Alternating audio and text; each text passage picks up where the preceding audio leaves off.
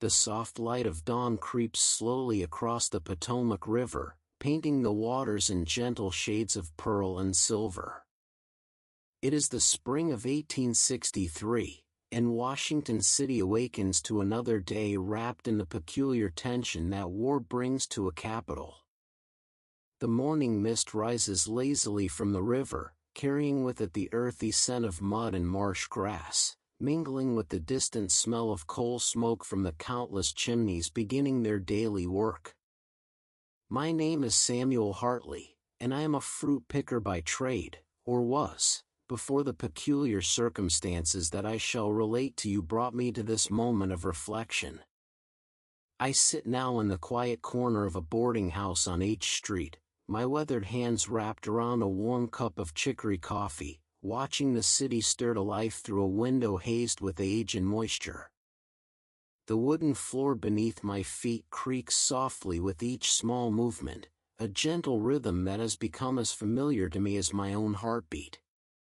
Allow me to take you back, dear listener, to understand how a simple man who spent his days among the apple orchards of Maryland came to know so intimately the workings of justice and confinement in our nation's capital during these troubled times. Close your eyes, if you will, and let the sounds of 19th-century Washington fill your imagination, the clip-clop of horses' hooves on cobblestone streets, the distant call of street vendors, the rustle of ladies' crinolines as they pass by, and underneath it all, the ever-present rumble of military wagons heading to and from the numerous camps that ring the city. The morning air is cool against the skin, carrying that particular quality of dampness that comes from the confluence of two rivers. The Potomac and the Anacostia embrace the city like protective arms, though in these times of war, they seem more like barriers than guardians. The sun climbs slowly, methodically, turning the morning mist into ghostly fingers that reach between the buildings before dissipating into memory. Before the war touched everything with its transforming hand, I worked the orchards along the roads that connected Washington City to the farming communities of Maryland. Picture, if you will, rows upon rows of apple trees, their branches heavy with fruit in the autumn months, their leaves whispering secrets in the summer breeze. The orchards were my world, a peaceful realm where the biggest concern was whether the rain would come in time or whether the frost might arrive too early. The texture of apple bark beneath calloused fingers is something you never forget, rough and deeply grooved, like the lined face of an old friend. Each tree had its own personality, its own way of holding its branches, its own particular lean toward or away from the sun. In the early morning, when the dew still clung to the grass and the spider webs looked like delicate lace handkerchiefs stretched between the branches, I would begin my work. The process of fruit picking is methodical, almost meditative. You learn to read the color of the fruit, to feel its firmness with just the right amount of pressure, enough to test ripeness but not enough to bruise. The latter, worn smooth by countless hands and seasons, becomes an extension of your own body. Up and down, filling the canvas picking bag that hangs from your shoulder until its weight tells you it's time to empty it into the larger baskets below. The smell of ripe apples is sweet and complex, honey-like notes mixed with a subtle tartness that makes your mouth water. When you work among hundreds of trees bearing thousands of apples, that scent becomes part of you. It seeps into your clothes, your hair, your very skin. Even now, years later, I sometimes catch a phantom whiff of it and am transported back to those simpler days. In the spring of 1861, when the war began, the orchards still bloomed as they always had. The apple blossoms, delicate pink and white flowers that promised future harvest, seemed unaware of the gathering storm. But we who worked among them could feel the change in the air. Conversations that once centered on weather and crop prices now turned to talk of secession, of Lincoln, of whether Maryland would stay with the Union or join her Southern sisters. The sound of workers in an orchard is a gentle symphony, the rustle of leaves as ladders are positioned, the soft thud of apples being placed in baskets, the occasional called greeting or shared joke floating on the breeze. But as 1861 turned to 1862, and 1862 to 1863, those sounds grew fewer. Young men left for the Army, some for the Union, some, more quietly, to slip across the river and join the Confederacy. Washington City, for that is what we called it then, not yet the grand Washington, D.C. of later years, transformed with startling speed once the war began. Where once Pennsylvania Avenue was filled with carriages carrying congressmen and their families to social events, now it thundered with the wheels of supply wagons and the measured tread of marching soldiers. The city became a vast military camp, a hospital ward, a supply depot, and, most relevant to my tale, a center for military justice and imprisonment. The sounds of the wartime city create a constant, low rumble, like distant thunder that never quite arrives but never quite goes away either. Canvas tents sprout like mushrooms after rain in every available space. The mall, where cattle once grazed peacefully, becomes a drilling ground where sergeants' voices carry on the wind, counting cadence for raw recruits learning to move as one. I had come to the city in the late summer of 1862, following the harvest season, seeking work. The orchards were struggling. With so many men gone to war, there weren't enough hands to properly tend the trees or pick the fruit. Many apples fell to the ground unpicked, food for deer and insects rather than people. The owner of the orchard where I'd worked for 7 years, Mr. Morrison, had paid what he could, but it wasn't enough to see a man through the winter. The boarding houses of Washington City in wartime have a particular atmosphere, overcrowded, overwarm, and thick with the mingled odors of too many bodies in too small a space. Tobacco smoke creates a permanent haze in the common rooms. The smell of boiled cabbage and beans, the staples of boarding house cuisine, permeates everything. Yet there's also a sense of excitement, of being at the center of great events, even if you're just a small player on that vast stage. Finding work in the city proved more challenging than I'd anticipated. Every position seemed to require either connections I didn't possess or skills I hadn't developed. The government clerks' positions went to educated men who could write a fine hand. The military supply jobs went to those with political connections or family already in the service. Even the manual labor positions, loading and unloading the endless stream of supplies needed to feed and equip the Army of the Potomac, were largely controlled by established groups of workers who didn't welcome outsiders.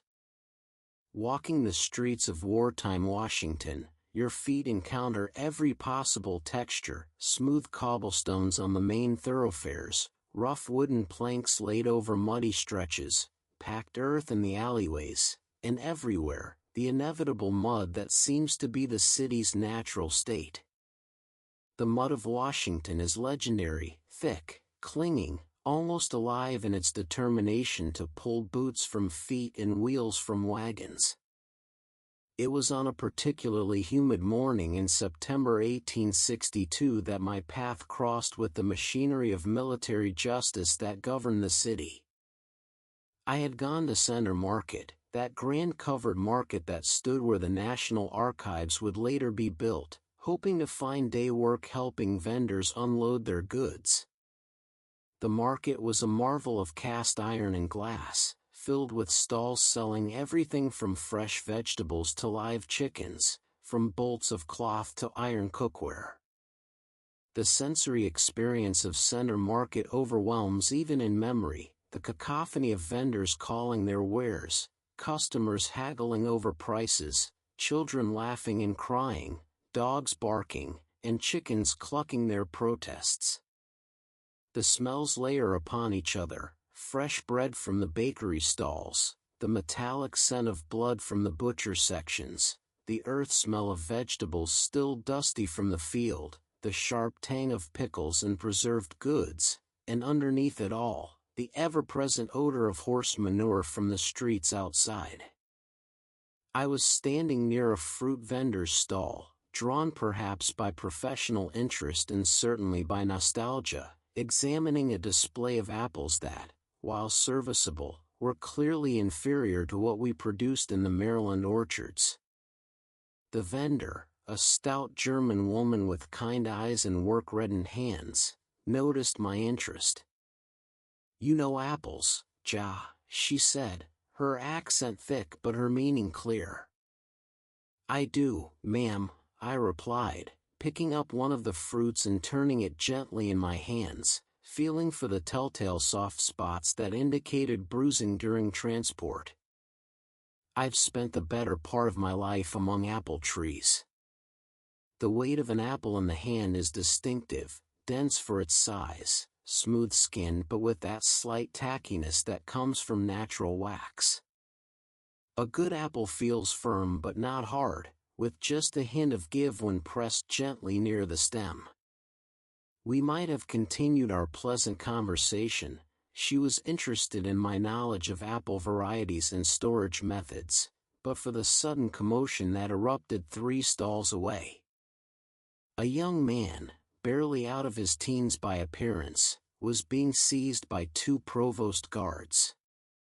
The military police of Washington were everywhere in those days, enforcing military law in a city under constant threat of Confederate attack. "Deserter," one of the guards shouted, loud enough for half the market to hear. "Thought you could hide among the civilians, did you?" The young man protested his innocence, claimed he was on authorized leave, but the guards were having none of it. In the struggle that ensued, the youth broke free momentarily and ran directly toward where I stood.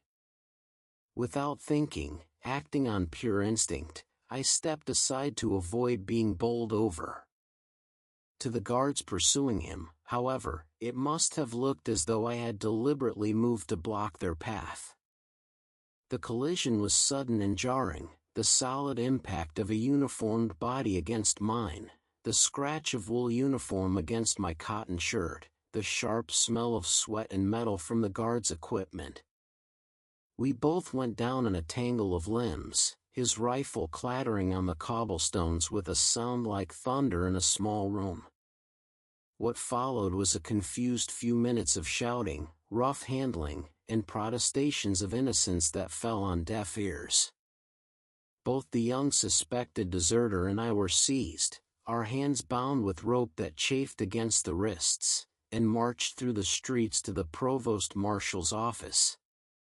The journey, though only a few blocks, felt like miles under the gaze of countless onlookers. The feeling of bound hands is peculiarly distressing, not painful exactly, unless you struggle, but deeply uncomfortable in a way that goes beyond the physical. There's a helplessness to it, a loss of that basic human ability to gesture, to reach, to touch.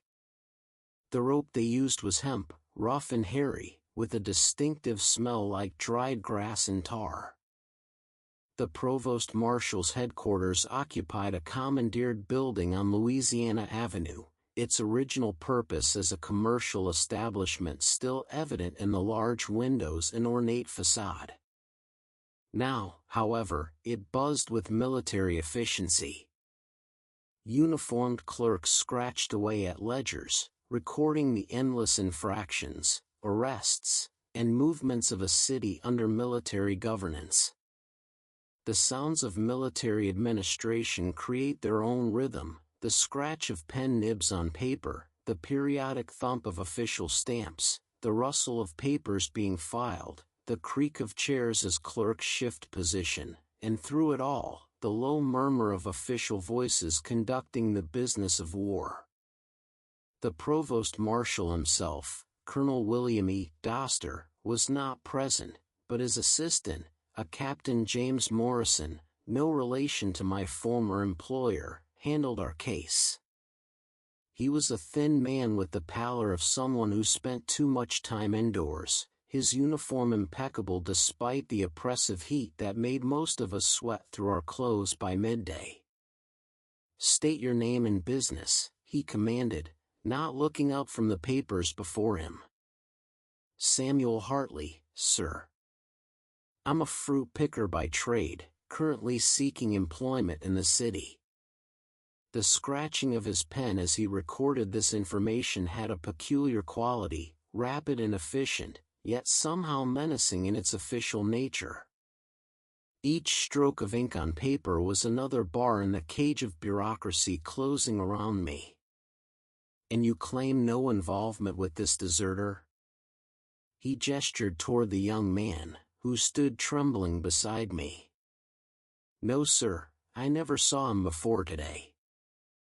I was simply examining apples at a market stall when he ran past. I stepped aside to avoid being knocked down, nothing more." The captain's eyes, when he finally raised them to look at me, were gray and cold as a winter morning. "That's not what the guards report. They say you deliberately impeded their pursuit."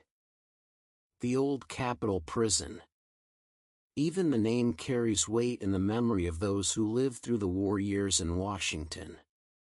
Built originally to house Congress after the British burned the Capitol in 1814, it had been converted to a prison when war came again to the Capitol. By the time I was brought there in September 1862, it had already gained a reputation as a place where military justice moved slowly and conditions were harsh. The building itself seemed to exhale despair, red brick turned black with soot and age, windows that were more like gun slots than sources of light, and an entrance that swallowed men whole and returned them changed, if it returned them at all. The smell hit you before you even entered: unwashed bodies, overflowing latrines, rotting food, and that peculiar staleness that comes from too many people breathing the same air for too long. The processing was methodical and dehumanizing. Personal effects were cataloged and confiscated. In my case, a pocket knife worn smooth with use, $17 in mixed coin and paper money, my entire savings, a small testament that had belonged to my mother, and a letter of recommendation from Mr. Morrison that I'd hoped might help me find work. The feeling of emptying one's pockets under the watchful eye of authority is peculiarly vulnerable. Each item removed feels like a small piece of identity being stripped away. The pocket knife, its bone handle worn to fit perfectly in my palm. The coins, worn from being carried close to the body, clinking with a finality as they're dropped into a canvas bag. The testament, its leather cover soft with age and handling, pages edged with gilt now worn to mere suggestions of gold. The prison clerk, a corpulent man with the rheumy eyes of a dedicated drinker, recorded each item with the same bored efficiency whether it was a valuable watch or a worthless button. His fingers, stained with ink that had worked its way into every crease and under every nail, moved across the ledger with practiced ease. "Cell Block C, cell number 47, he announced without looking up. "Move along." The corridors of the old Capitol Prison created their own atmosphere, narrow, dim, and filled with sounds that seemed to come from everywhere and nowhere at once. Footsteps echoed strangely off the stone floors and brick walls. Voices carried from unseen cells, sometimes clear, sometimes muffled, creating a constant murmur like a congregation praying in different languages. The occasional clank of metal on metal, doors, bars, chains, provided percussion to this symphony of confinement. Cell number 47 was approximately 8 feet by 10 feet, with walls of brick that wept moisture even in dry weather. The floor was stone, worn smooth in paths that showed where countless previous occupants had paced. The furniture, such as it was, consisted of 2 wooden bunks with straw mattresses that rustled with every movement and quite possibly with inhabitants of their own, a bucket that served natural necessities, and a small shelf that might hold personal items if one had been allowed to keep any. The straw mattress deserves particular mention for its unique combination of discomforts. The straw itself, long past fresh, had broken down into sharp fragments that worked their way through the ticking to poke and scratch. It smelled of mold, sweat, and things best not contemplated. Yet after a day standing on stone floors, even this miserable pallet seemed like luxury. My cellmate, for I was not alone in this small space, was a man named Thomas Brennan, a teamster accused of selling military supplies to civilians.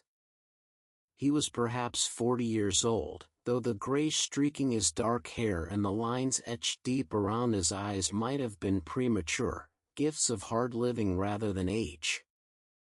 His hands, like mine, showed the calluses of physical work, and his shoulders had the permanent stoop of someone who'd spent years handling reins. "First time in the castle?" he asked, using the darkly humorous nickname the inmates had given the prison. "First time anywhere like this," I admitted, still trying to process how quickly my fortune had changed. Thomas laughed, but there was no real mirth in it. "Well, friend, settle in. Military justice moves slower than molasses in January. I've been here 3 months waiting for my trial." 3 months. The words settled in my stomach like lead. 3 months in this cell that already felt too small after just minutes. 3 months of breathing this thick, fetid air. 3 months of sleeping on straw and eating whatever the authorities deigned to provide. Life in the old Capitol prison followed a rigid schedule that never varied except when it did, and those variations were never in the prisoner's favor. The day began at 5 in the morning with the clanging of an iron bar against the cell doors, a sound that could wake the dead and often seemed intended to do just that. The morning sounds of a prison waking are unique, hundreds of men stirring on rustling straw, coughing, spitting, groaning their way back to consciousness. The splash and trickle of water as those lucky enough to have some perform their minimal ablutions. The clank and scrape of buckets being moved. And overall, the growing murmur of voices as the day's complaints, conversations, and confrontations began.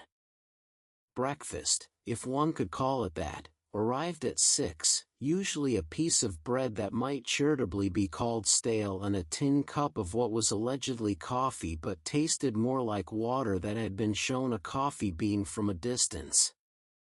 Sometimes there was a small portion of salt pork, more fat than meat, that required considerable chewing to break down into something swallowable. The trick, Thomas told me on my first morning, is to soak the bread in the coffee. Softens it up and makes both of them almost tolerable. The texture of prison bread is unforgettable, hard as wood on the outside, often with spots of mold that had to be picked off or ignored, and inside, a dense, gummy mass that stuck to the teeth. The coffee was thin and bitter, with an oily film on top and grounds that inevitably ended up gritty between your teeth. Yet hunger is a powerful seasoning, and after a few days, even this poor fare was welcomed. After breakfast came the morning inspection. Guards would walk the corridors, peering into cells, counting heads, checking for signs of illness or trouble. The guards were a mixed lot. Some were decent men doing a job they didn't particularly enjoy, others seemed to take pleasure in their power over the confined. Corporal Mueller was one of the decent ones, a German immigrant whose English was heavily accented but whose sense of fairness was clear. "You make no trouble, I make no trouble," he would say. Private Hawkins, on the other hand, was a small man who seemed to feel that the only way to appear large was to make others feel small. He delighted in finding infractions, a blanket not folded properly, a cup not placed in the correct spot, that would result in reduced rations or loss of exercise privileges. The old Capitol Prison housed a remarkable cross-section of wartime Washington's unfortunates. There were actual Confederate spies, of course, though they were usually kept in more secure areas, but the majority were people like myself, suspected deserters, those accused of trading with the enemy, people who had said the wrong thing at the wrong time, or simply those who had been in the wrong place when someone in authority needed to appear decisive. The human voice takes on different qualities in confinement. Whispers carry further than you'd expect, echoing off stone and brick. Normal conversation sounds too loud, as if the walls amplify everything. And shouts, rare but memorable, seem to shake the very foundations of the building. In the cell to our right was Frederick Schultz, a baker accused of seditious speech after he'd complained too loudly about the quality of flour the government had requisitioned from him. He maintained his innocence with a passion that never dimmed, no matter how many times the guards told him to keep quiet. "I said the flour was full of weevils because it was full of weevils," he would proclaim to anyone who would listen. Since when is telling the truth a crime? The smell of the baker still clung to him somehow, yeast and flour and that warm, comforting scent that bakeries have. It was a cruel reminder of the outside world, of normal life continuing beyond these walls. Sometimes, when the wind was right, we could smell bread baking from some distant kitchen, and the entire cell block would fall silent, each man lost in his own memories of better times. In the cell to our left resided a more mysterious figure, a man who gave his name only as Johnson and claimed to be a telegraph operator falsely accused of sending information to Confederate sympathizers. He had the soft hands and ink-stained fingers of a clerk, but there was something in his eyes, a watchfulness, that made me think there might be more to his story. Johnson had a peculiar habit of tapping on the walls, not the random banging of a frustrated prisoner, but rhythmic, patterned tapping that seemed almost like code. When asked about it, he claimed it helped him pass the time, but Thomas and I both noticed that sometimes he would stop mid-pattern, as if listening for a response. Understanding the legal system that had ensnared us was like trying to understand a foreign language spoken underwater. Military law, civilian law, martial law, all seemed to overlap and contradict each other in ways that made no sense to common folk like ourselves. The sound of legal proceedings carried sometimes from the rooms where military tribunals were held, not the words, but the rhythm of formal speech, the occasional raised voice of an advocate, the sharp rap of a gavel. These sounds would cause a hush to fall over the prison, as if we could divine our own fates by listening closely enough. Thomas, having been there longer, tried to explain the system to me. "See, if you're military, you get a court-martial. If you're a civilian accused of a military crime, you might get a military tribunal. If you're a civilian accused of a civilian crime but arrested by military authorities, well, that's where it gets complicated." The complications seemed endless. Some prisoners had lawyers, usually those with money or connections. Others, like myself, were told we would have counsel appointed but had yet to see anyone. Some had been formally charged, others were held on suspicion. Some knew their accusers, others, like me, were victims of circumstance and confusion. The paperwork of justice has its own sensory quality, the rustle of documents being shuffled, the scratch of pens recording testimony, the thud of official stamps, the crack of sealing wax. When guards came with papers, the entire cell block would hold its breath. Were they release orders? Transfer papers? Formal charges? Death warrants? Letters were allowed, theoretically, but they had to pass through censors who seemed to delight in finding reasons to reject them. My first attempt to write to Mr. Morrison, explaining my situation and asking for his help in verifying my character, was returned with half the words blacked out with ink. The censor, apparently, felt that my description of prison conditions constituted information useful to the enemy. Human nature being what it is, even in the most restrictive environment, people find ways to assert their humanity. In the old Capitol prison, these assertions took many forms, from the profound to the absurd. The acoustics of the prison created unexpected opportunities for community. Songs would sometimes start in one cell and spread throughout a block, hymns on Sunday, folk songs on other days, and occasionally, when the guards weren't listening too closely, patriotic songs from both sides of the conflict.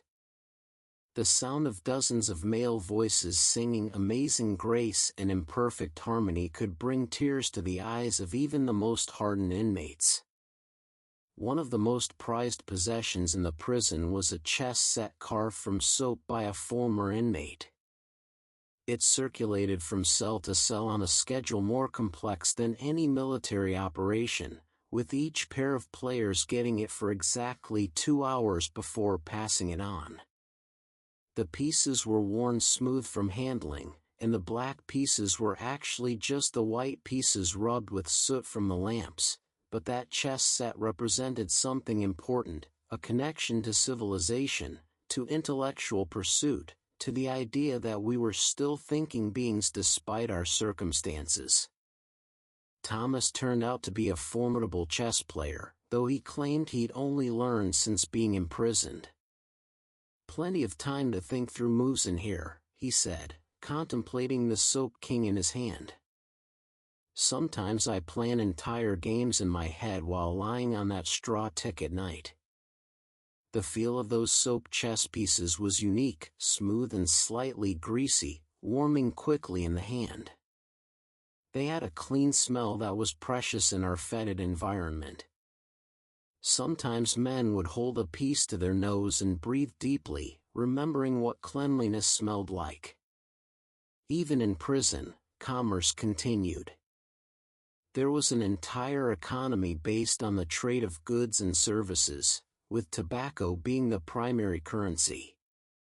I didn't smoke myself, which initially put me at a disadvantage, but I soon learned that my skills had value.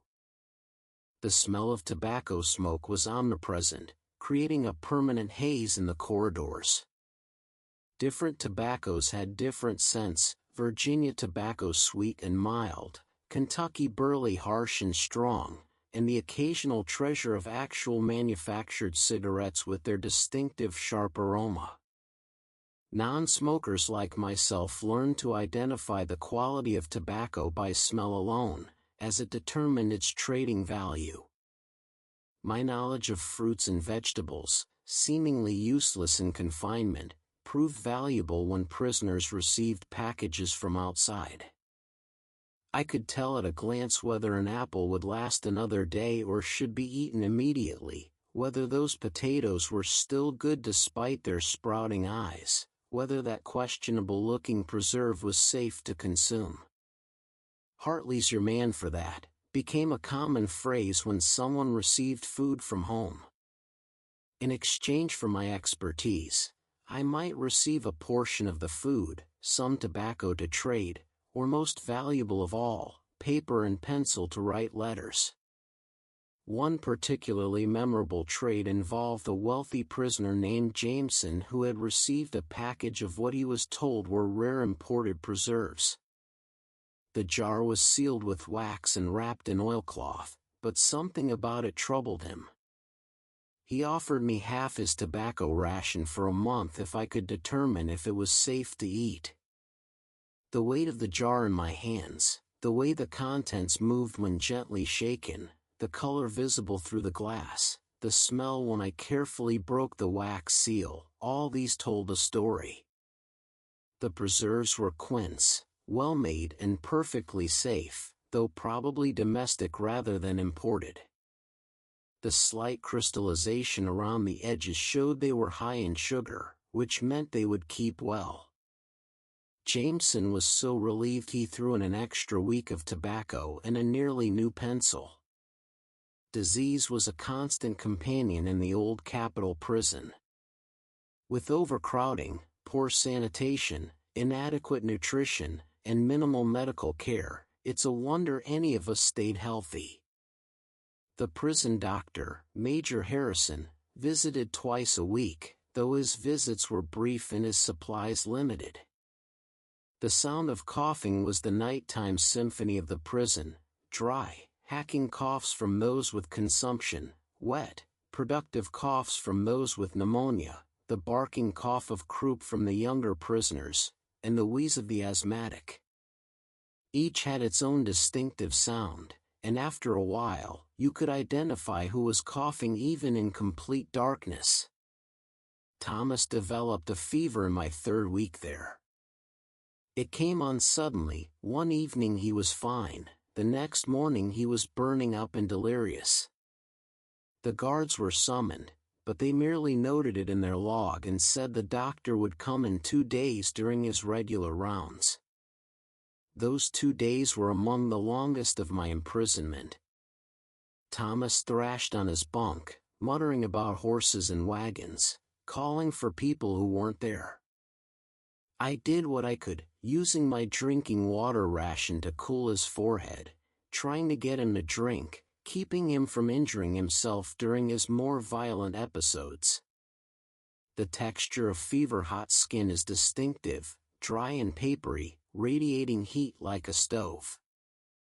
Thomas's hands, usually rough and calloused like mine, felt fragile, the bones prominent under the burning skin. His breathing was shallow and rapid, and occasionally he would stop breathing altogether for terrifying seconds before gasping back to life. When Dr. Harrison finally arrived, he diagnosed it as typhoid fever, common in the unsanitary conditions. His treatment options were limited: quinine if Thomas could keep it down, plenty of water if we could get it, and prayer. Miraculously, Thomas survived, though he was weakened for weeks afterward and never quite regained his former robustness. Information from the outside world came to us in fragments, like pieces of a puzzle we could never quite complete. Guards might mention major battles, new prisoners would bring recent news, and occasionally someone would smuggle in a newspaper that would be read until it fell apart, passing from hand to hand like sacred text. The feel of newsprint in prison was different from outside, precious, almost fragile. We handled newspapers with extraordinary care, smoothing out wrinkles, reading every word including the advertisements. The smell of newsprint and ink was intoxicating, a reminder of the normal world where people read papers over breakfast without thinking twice about it. In October, we learned of the Battle of Antietam, the bloodiest single day in American history, they said. The guards were somber, and even Private Hawkins seemed subdued. The prison filled with wounded soldiers arrested for various infractions during the chaos after the battle: desertion, drunk and disorderly conduct, insubordination born of trauma and exhaustion. One of these new arrivals was placed in a cell near ours, a young corporal named William Trent who had lost his left hand at Antietam. He'd been arrested for striking an officer who had ordered him back to the line before his wound had properly healed. The stump of his wrist was still wrapped in bandages that needed changing, a task that fell to fellow prisoners as the medical staff was overwhelmed. The smell of healing wounds is particular, not the sharp iron scent of fresh blood, but something organic and earthy, mixed with the vinegar smell of the solution used to clean wounds. Changing bandages required delicacy. The gauze would stick to the healing flesh and had to be soaked loose with water we could ill spare. William would grip the cell bars with his good hand, knuckles white, making no sound despite the obvious pain. After 6 weeks of confinement, my name was finally called for a hearing. Not a trial, I was told, but a preliminary hearing to determine if there was sufficient evidence to hold me for trial. The relief of finally having my case addressed was mixed with terror at the possible outcomes. The morning of the hearing, my hands shook as I attempted to make myself presentable. Thomas lent me his comb, a precious item carved from bone, and I did my best to tame my hair and beard. My clothes, the same I'd been wearing when arrested, were wrinkled and stained despite my efforts to keep them clean. The smell of my own body was noticeable even to me, accustomed as I'd become to the general prison odor.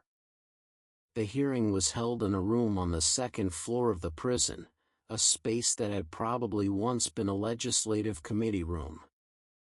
The ceiling was higher here, the windows larger, and actual sunlight streamed in, so bright after weeks in dimness that I had to squint.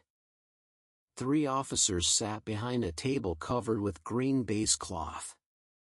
Major Collins, who presided, was a heavy-set man with impressive side whiskers. Captain Stewart, thin and sharp-featured, served as prosecutor.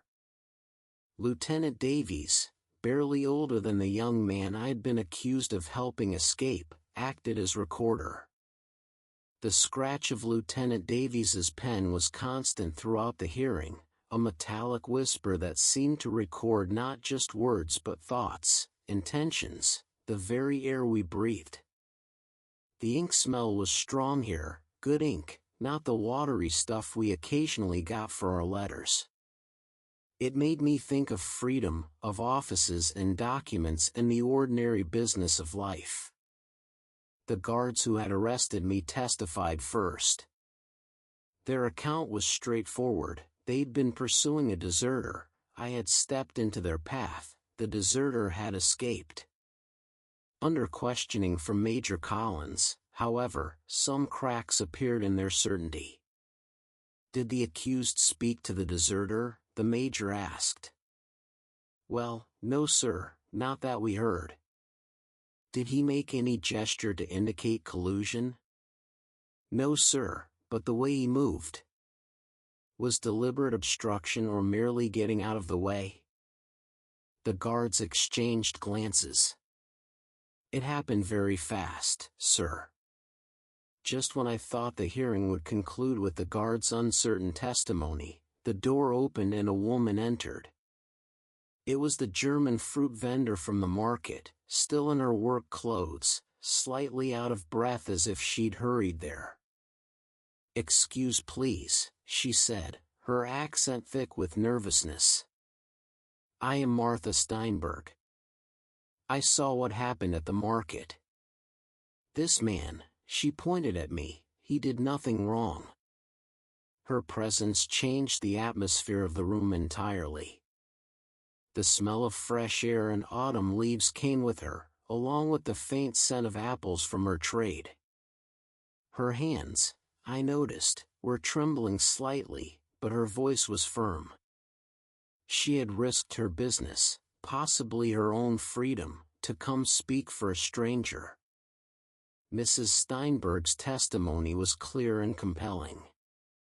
She described how I had been examining her apples, our conversation about fruit cultivation, and then the sudden chaos as the suspected deserter ran through the market. "This man," he stepped aside like anyone would. The guard, he was running too fast, not looking where he goes. They crashed together, ja. But it was accident, only accident. Major Collins asked her several questions, but her story remained consistent. More importantly, she had no reason to lie, didn't know me beyond our brief market conversation, had no stake in the outcome beyond seeing justice done. Captain Stewart tried to discredit her. She was an immigrant, her English was imperfect, the market had been crowded and confusing, but Mrs. Steinberg held firm. "I know what I see," she said simply. "This man is picker of fruit, not helper of deserters." The hearing concluded with a partial victory. The charges of actively aiding a deserter were dropped, but I was to be held for another week while they verified my identity and story. It wasn't full freedom, but it was hope, the first real hope I'd had since my arrest. Walking back to the cell after the hearing, the corridors seemed different. The same stone walls, the same barred doors, the same smells and sounds, but now with an end in sight. Even the straw mattress felt less oppressive that night, though it rustled and poked the same as always. Thomas was genuinely happy for me. "You'll be out soon, mark my words," he said. "That German lady, she did you a good turn. Don't forget us when you're free." The week that followed was strange, still imprisoned but no longer fully a prisoner. The guards treated me slightly differently, less like a criminal and more like someone caught up in unfortunate circumstances. Even Private Hawkins seemed less inclined to harass me, though he couldn't resist commenting that I'd gotten lucky. Word of my probable release spread through our section of the prison, and I found myself in the position of potential messenger to the outside world. Prisoners approached me with requests. Could I contact this family member? Could I deliver this letter that the censors had rejected? Could I find out what happened to that person? The weight of these requests was palpable, not physical weight, but emotional. Each scrap of paper pressed into my hand, each whispered message, each tearful plea represented someone's desperate hope to connect with loved ones. The paper itself varied wildly, torn from books, backs of official forms, once even a piece of wallpaper carefully peeled from a crumbling section of wall. Each had been written on with whatever was available, pencil, charcoal, even what appeared to be berry juice mixed with soot. November 3rd, 1862. The date is carved into my memory as surely as if someone had taken a chisel to stone. It was a Monday, gray and drizzly, with the kind of persistent light rain that Washington specializes in during autumn. I was awakened not by the usual clanging on the bars but by Corporal Mueller calling my name. "Hartley. Pack your things. You're leaving." Packing took moments. I had almost nothing left beyond the clothes I wore. Thomas gave me his comb as a parting gift, pressing it into my hand with rough emotion. "Something to remember us by," he said gruffly, turning away to hide what might have been tears. The process of release was almost as elaborate as the process of imprisonment. Forms to be signed, property to be returned, final verification of identity. My $17 was returned, minus a processing fee of $3. My pocket knife was returned, but somehow duller than before. My mother's testament was returned with several pages loose. The letter from Mr. Morrison was returned, crumpled but intact. Standing at the prison gate, about to step into freedom, I turned back to look at the building that had held me for 7 weeks. The rain had darkened the brick to the color of dried blood, and the windows stared blindly like empty eye sockets. From somewhere inside came the sound of the noon meal being distributed, the clatter of tin plates, the splash of watery soup, the murmur of hungry men. The first breath of free air was intoxicating, rain-washed, carrying the sense of the city but also hints of the river, of grass, of life beyond walls. The rain itself felt different on free skin, cleansing rather than just cold. My feet, taking their first unrestricted steps in weeks, seemed uncertain how to proceed without the confines of a cell to define their boundaries. Washington had changed in the 7 weeks I had been confined, or perhaps I had changed in ways that made me see it differently. The military presence seemed even heavier, the faces of civilians more drawn with worry. The bulletin boards that posted casualty lists drew constant crowds, people scanning for familiar names with expressions of dread and relief intermingling.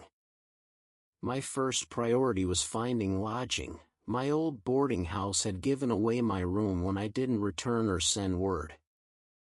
With $14 to my name and no immediate prospects for work, I needed something cheap. I found it in an establishment on F Street that called itself a hotel but was really just another boarding house with pretensions.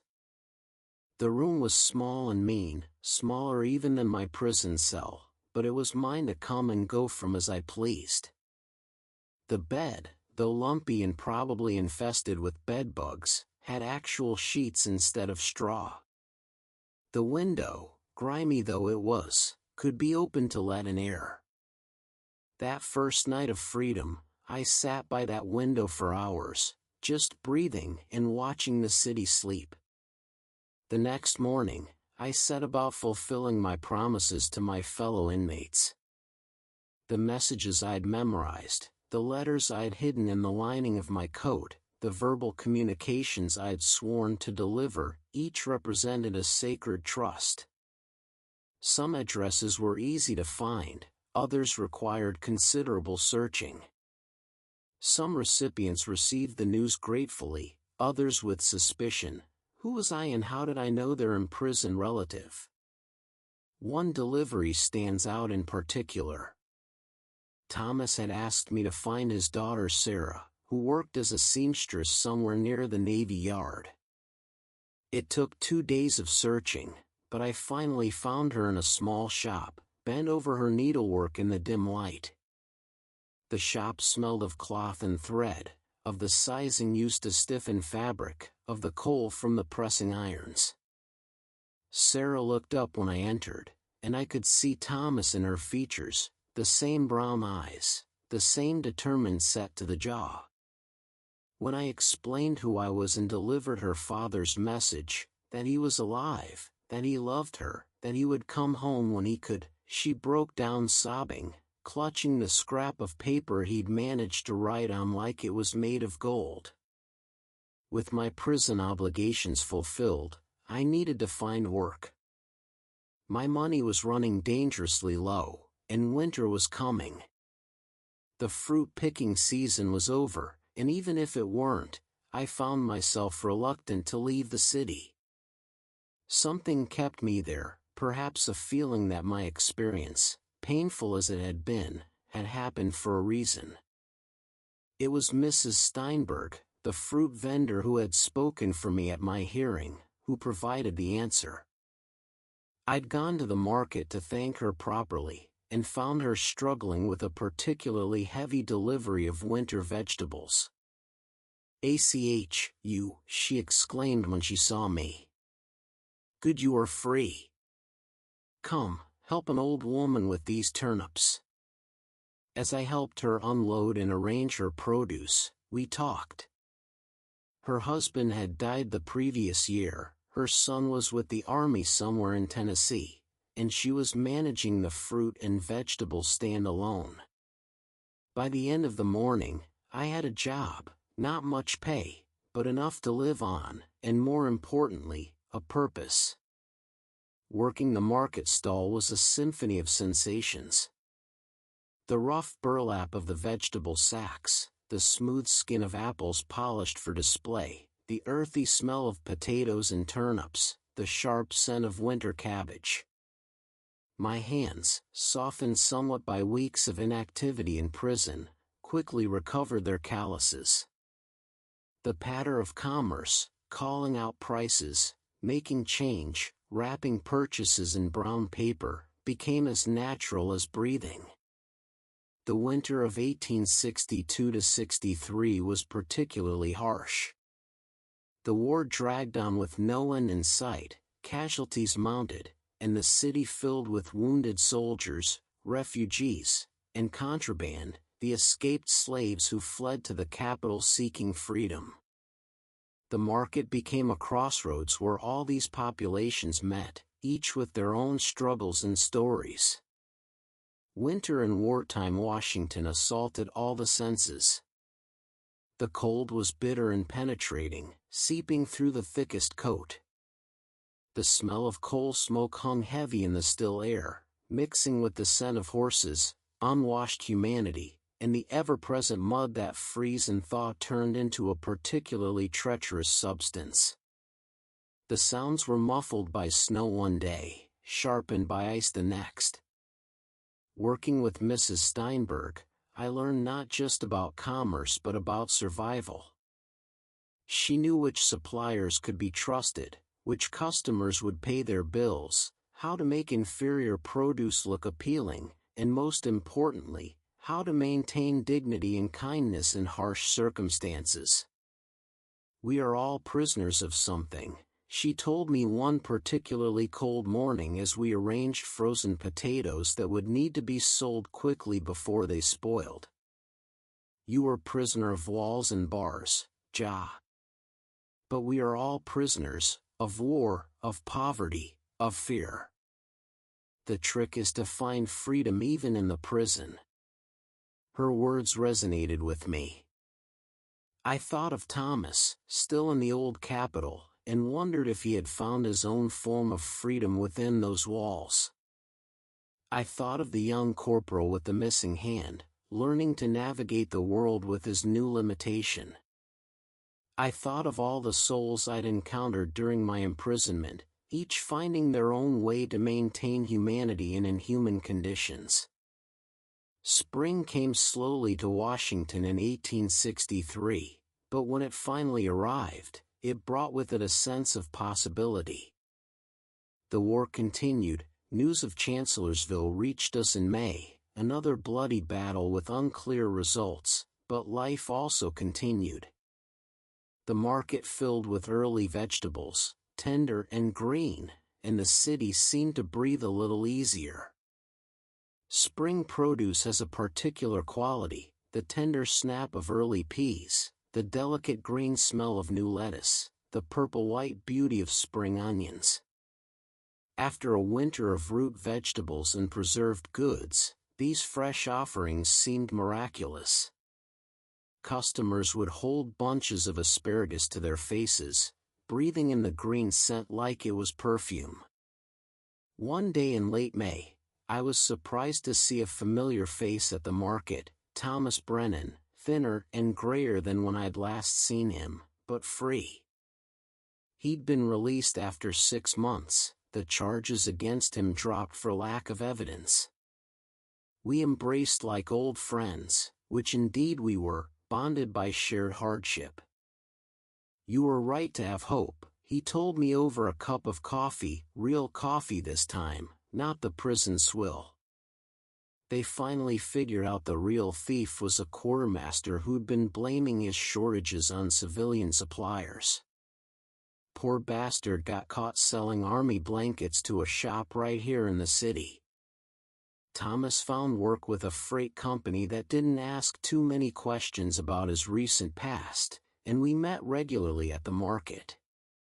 Sometimes other former prisoners would join us, an informal fraternity of those who'd survived the old Capitol. We didn't talk much about our time inside, but there was comfort in being with those who understood without explanation. The summer of 1863 brought the Battle of Gettysburg and, shortly after, the draft riots in New York. Washington tensed, wondering if similar violence would erupt, but the heavy military presence kept any unrest from boiling over. The market continued its daily rhythm, feeding the city regardless of the chaos beyond. Summer in the market was its own particular trial. The heat made everything ripen and rot faster. The smell could be overwhelming: overripe fruit, vegetables going soft, the sweet sick scent of decay always threatening. We worked constantly to sort good from bad, fresh from spoiling. Ice, when we could get it, was more precious than gold. It was during this time that I began to understand the peculiar gift my imprisonment had given me. I had seen the machinery of justice, imperfect, sometimes cruel, but also capable of correction. I had witnessed humanity at its worst and best, often in the same person. I had learned that freedom was not just the absence of bars but the presence of choice, of dignity, of connection to others. Mrs. Steinberg's health began to fail that summer. The heat was hard on her, and the long hours at the market were taking their toll. More and more, she relied on me to manage things. By August, I was running the stall almost entirely, with her coming by once or twice a week to check the books and offer advice. "You are a good man, Samuel," she told me one evening as we closed up the stall. "The prison, it did not break you. It made you stronger, more understanding. This is rare gift." As autumn 1863 arrived, I found myself thinking about the orchards I'd left behind. A full year had passed since my arrest, a year that had changed me profoundly.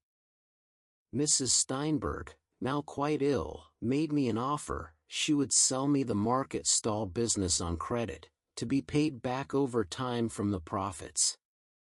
The weight of responsibility felt different from physical weight. It settled on the shoulders like a yoke, but unlike a physical burden, it seemed to make me stand straighter rather than stoop. Owning a business, even a small market stall, meant being part of the city's legitimate commerce, a full citizen rather than a suspicious character. I accepted her offer with gratitude and some trepidation. Running a business during wartime presented unique challenges. Supplies were erratic, prices fluctuated wildly, and customers often had more need than money. But I had learned flexibility in prison, patience in adversity, and the value of small kindnesses. The first time I had to deal with military authorities as a business owner rather than a prisoner was nerve-wracking. A quartermaster came to negotiate for regular deliveries of vegetables to one of the military hospitals. My hands shook slightly as I signed the contract, remembering other official documents signed under very different circumstances. In November 1863, almost exactly a year after my release, I received an unexpected visitor at the market. It was the young man whose flight had led to my arrest, the suspected deserter. He was in uniform, properly this time, with corporal's stripes on his sleeve. "Mr. Hartley," he said, clearly nervous. "I don't know if you remember me." Remember him? His face had haunted my dreams for months. But looking at him now, young, earnest, clearly troubled by guilt, I felt no anger. "I remember," I said simply. His story came out in a rush of words. He hadn't been a deserter but had been absent without leave, trying to visit his dying mother. In the panic of being chased, he'd run, making everything worse. He'd been caught eventually, court-martialed, but given a second chance. He'd fought at Gettysburg, earned his stripes, and was now stationed in Washington. "I heard about what happened to you," he said. "I'm so sorry." I tried to tell them it wasn't your fault, but they wouldn't listen to a deserter, someone they thought was a deserter. I invited him to sit, poured him a cup of coffee from the pot I kept warm on a small stove behind the counter.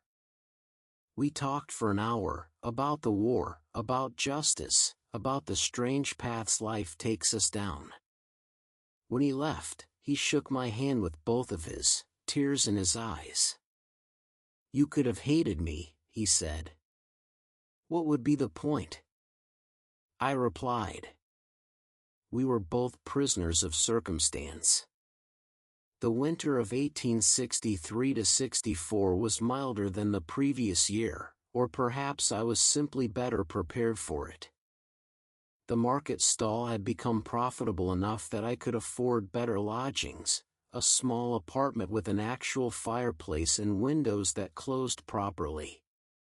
I hired a young contraband named Joseph to help with the heavy lifting, teaching him the business as Mrs. Steinberg had taught me. Joseph brought his own sensory world to the market, the spirituals he hummed while working, their melodies haunting and hopeful, the way he could tell the ripeness of a melon just by the sound it made when thumped, the careful, almost reverential way he handled the produce, as if each vegetable was precious, which to him, having known hunger, they were. Mrs. Steinberg passed away that February, quietly in her sleep. At her funeral, I was surprised by how many people attended, customers, suppliers, other market vendors. She had touched many lives with her gruff kindness and honest dealings. She left me a letter, written in her careful, German-influenced script. "Samuel," it read, "you think I saved you when I spoke at your trial. But you saved me too. My son did not come back from the war. In you, I found someone to pass my small legacy to. Make good use of it. Remember those in prison, as you were in prison. Be kind, as kindness was shown to you." Spring 1864 brought renewed fighting as Grant took command of the Union armies. The casualties were staggering, and Washington filled again with wounded. The market became a place where people sought not just food but normalcy, a reminder that life continued despite the carnage. The smell of hospitals permeated the city that spring, carbolic acid, chloroform, the sweet sick smell of gangrene, the copper scent of blood. It clung to the clothes of nurses and doctors who stopped by the market, exhausted, seeking fresh fruit for their patients or themselves. We began setting aside slightly damaged but still good produce for the hospitals, delivering it when we could. One day, Thomas came by with news: the old Capitol prison was being closed, its prisoners transferred to other facilities. We decided to walk by it one last time, two free men looking at the place that had once caged us. The building looked smaller than I remembered, less imposing. Workers were already beginning to modify it for other purposes. Standing there, I realized that the prison I carried in my memory was larger and more terrible than the actual building had ever been. "Strange, isn't it?" Thomas said. "How something that looms so large in our lives can just end. Become something else. Everything becomes something else, eventually," I replied, thinking of my own transformation from fruit picker to prisoner to merchant. The summer of 1864 was one of abundance at the market, despite the war. Local farmers, desperate for income with so many men gone to fight, brought everything they could grow. The stall overflowed with produce, tomatoes so ripe they nearly burst, corn with silk still damp from the morning dew, peaches that perfumed the entire market with their sweetness. Managing abundance has its own challenges. The constant sorting, the rush to sell before spoilage, the delicate balance of prices, too high and people couldn't afford to eat, too low when I couldn't afford to pay the farmers. The days stretched from before dawn to after dusk, and I fell into bed each night exhausted but satisfied. It was during this busy time that I met Mary Patterson, a widow who ran a small restaurant near the market. She came daily to select vegetables, and we began talking, first about produce, then about business, then about life. She had lost her husband at Antietam, had been running the restaurant alone since then. Mary had a way of seeing beauty even in difficult circumstances. "Look at these carrots," she would say, holding up a bunch of rather sorry-looking specimens. "They're twisted and small, but they grew despite the drought, despite the poor soil. There's a lesson in that." By autumn 1864, the war seemed to be turning decisively in favor of the Union. Sherman was marching through Georgia, Grant had Lee pinned at Petersburg, and there was talk that the conflict might actually end. The market reflected this cautious optimism. People planned for a future beyond war, beyond mere survival. The autumn light had a particular quality that year, golden and nostalgic, as if the sun itself knew that an era was ending. It slanted through the market in the late afternoon, turning ordinary vegetables into still-life paintings, making even the humblest potatoes seem worthy of contemplation. I had been corresponding with Mr. Morrison, my old employer from the orchards. His letters were full of news about trees I remembered, harvests I could imagine, the simple rhythms of agricultural life that now seemed so distant. He offered me my old job back, should I want it, whenever the war ended. The offer tempted me. The orchards represented safety, simplicity, a return to who I had been before. But I was no longer that person. The prison had changed me, the city had changed me, the responsibilities I now carried had changed me.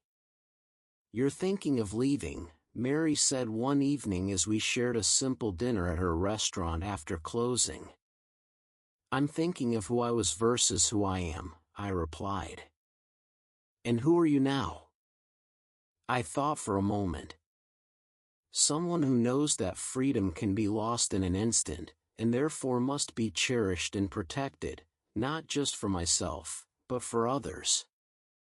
The winter of 1864–65 carried a different energy than previous winters.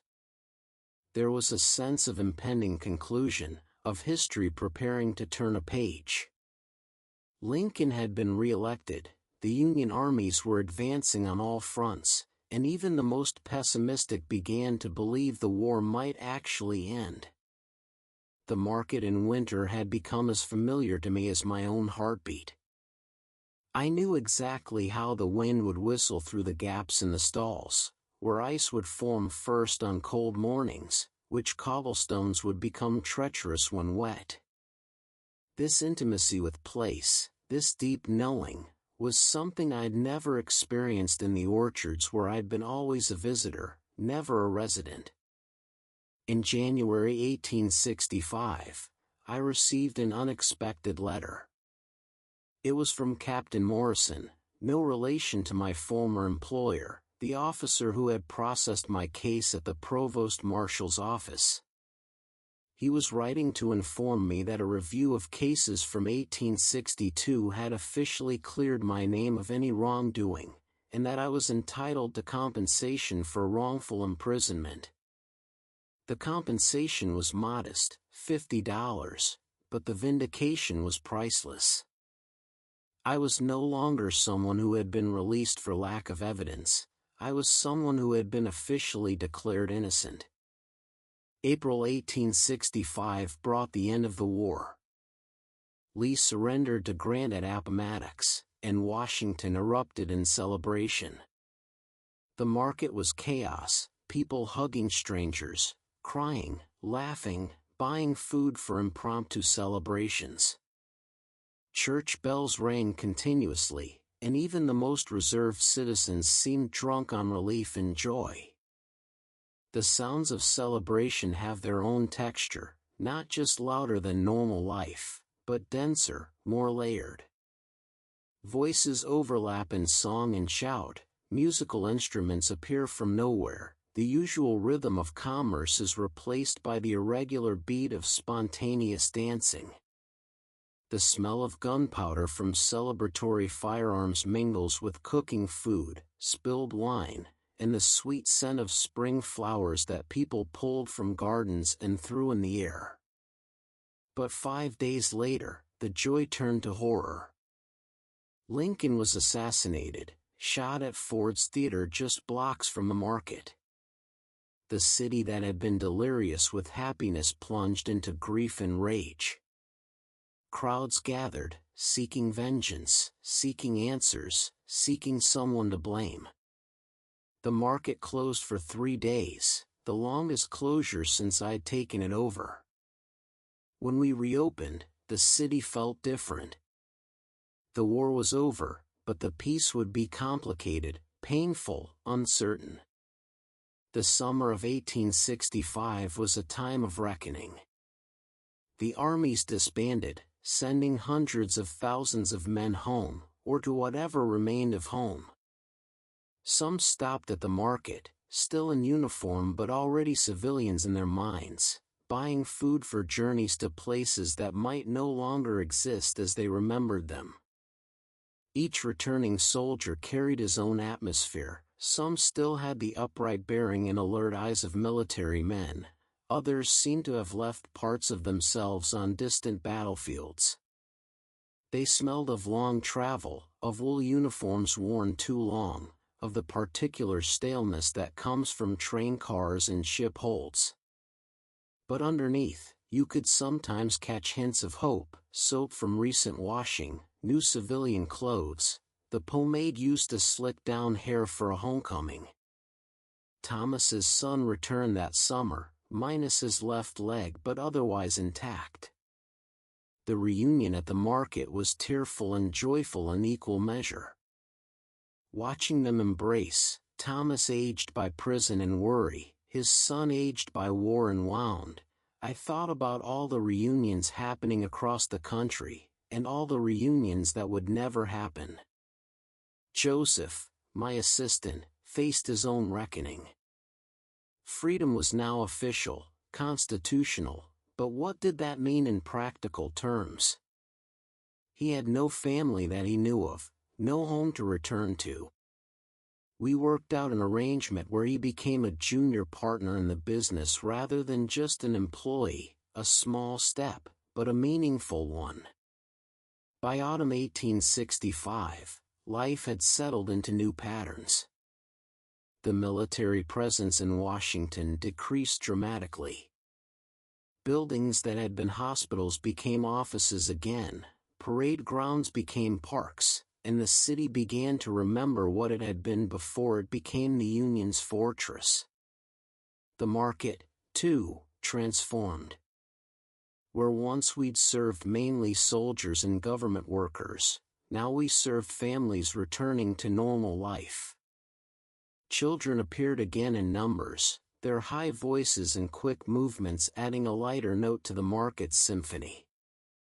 The produce itself seemed to reflect the change, less focus on basic sustenance, more interest in variety, in quality, in the small luxuries that peace allows. It was in October that I asked Mary to marry me. We were closing our respective businesses for the evening, the autumn sun painting everything gold, when I realized I couldn't imagine a future that didn't include her. We're both prisoners who found freedom, I told her. You from grief, me from actual bars. Maybe we can help each other stay free. She said yes, and we were married in November, a small ceremony with Thomas as my best man and Mrs. Steinberg's nephew, who had finally returned from the war, giving Mary away. Our first winter as a married couple was the first truly peaceful winter since before the war. the market and restaurant functioned as complementary businesses. What I sold fresh, she could cook and serve. We moved into the apartment above her restaurant, and for the first time since leaving the orchards, I felt truly home. The sounds of a peaceful household are subtle but profound, the gentle breathing of someone sleeping beside you, the morning ritual of making coffee, the comfortable silence of two people working in harmony. After the harsh sounds of prison and the chaos of war, these quiet domesticities seemed miraculous. We established new routines, new traditions. Sunday dinners where former prisoners and their families were always welcome. Setting aside damaged but edible produce for those who couldn't afford full price. Teaching newly freed people not just how to buy and sell, but how to navigate the complex world of contracts, credit, and commerce. One particularly cold evening, as we sat by our fire, Mary asked me if I ever regretted what had happened, the false arrest, the imprisonment, the derailment of my simple life as a fruit picker. How can I regret the path that brought me here? I replied. Every hardship, every injustice, every moment of despair led to this moment, this life, this peace. And so, dear listener, as I sit here in the gentle light of dawn, my coffee cooling in my hands, my story comes full circle. It is now 1867, 5 years since my arrest, 4 years since my release. The boarding house where I began this tale is the same one where Thomas now lives, having taken over as manager. The room where I sit is the very one I occupied during those uncertain days when I first sought work in the city. The morning mist still rises from the Potomac, still carries the sense of river and city, earth and humanity. But now I know these smells, understand their sources, appreciate their constancy. The clip-clop of horses' hooves still echoes on the cobblestones, but now they pull delivery wagons to my market stall, carriages to Mary's restaurant. I have learned that we are all prisoners of something, time, circumstance, our own limitations and fears. But I have also learned that within every prison, there exists the possibility of freedom. Not just the freedom of release, but the freedom of understanding, of acceptance, of finding meaning in suffering and purpose in survival. The old Capitol Prison was torn down last year, its bricks used to build new structures, its iron bars melted down and reformed into tools and machinery. But for those of us who lived within its walls, it remains standing in memory, not as a monument to injustice, though injustice it certainly contained, but as a testament to human resilience, to the bonds formed in hardship, to the possibility of redemption and transformation. As the city fully awakens around me, I hear the familiar sounds of morning commerce beginning. Somewhere, vendors are arranging their produce for display. Somewhere, coffee is being brewed and bread baked. Somewhere, former soldiers are starting new lives, former slaves are exploring freedom, former prisoners are discovering that survival is its own form of victory. The sun has fully risen now, painting the walls of this simple room in warm gold. Soon, I will rise from this chair, kiss my sleeping wife goodbye, and walk to the market. Joseph will already be there, arranging the early deliveries. Regular customers will stop by with their familiar requests and complaints. Life will continue in its ordinary, extraordinary way.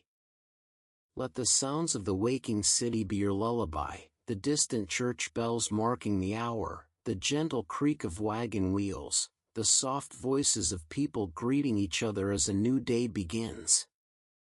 Let the imagined smells of fresh bread and coffee, of morning mist and river water, of apple orchards remembered and city life embraced, carry you toward peaceful sleep.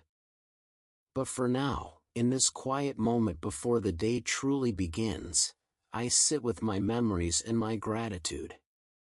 For the fruit picker I was, who knew the simple pleasure of honest work.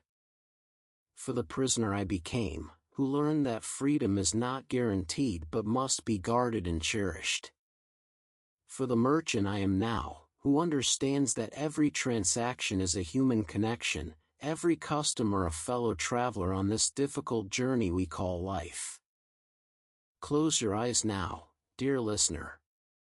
Let the story settle into your bones like warmth from a gentle fire.